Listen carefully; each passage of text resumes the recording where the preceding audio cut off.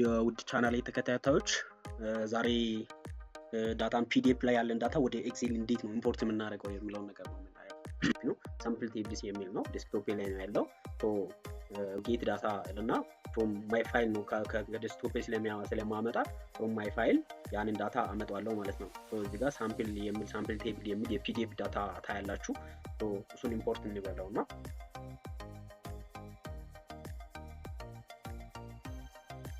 ኢምፖርት ልበል። ለምሳሌ ቴብል 1ን ስታዩት ያው እዚህ ጋር የነበረው ላሳያችሁ።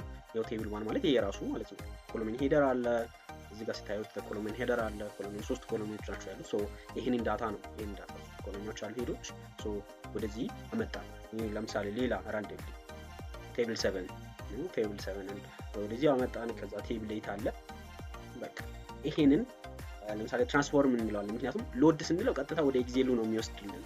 ትራንስፎርም ማድረግ የምጠቅመን ምንድነው? አንዳንዴ ለምሳሌ ኮሎን ብሎ እዚህ ጋር ያለው ነገሮችን ላንፈልግ እንችላለን። ሶ we consider this the first row as the header consider ልናደርገው እንችላለን። አታይ ትራንስፎርም ማድረግ የምንፈልጋቸው ነገሮች ሲኖሩ ትራንስፎርም ለማድረግ ትራንስፎርም ዳታ እንለዋለን።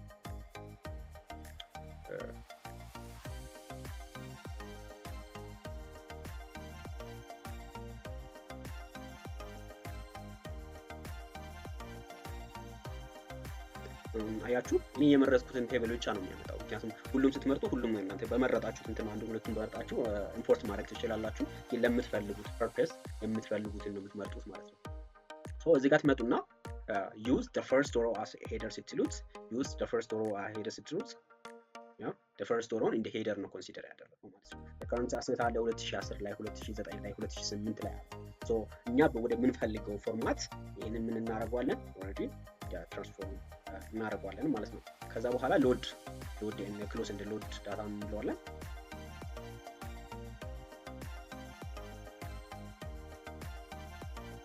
ያችሁት ሎድ እያደረገ ነው ዳታው ነው ኢምፖርት አደረገ ማለት ነው።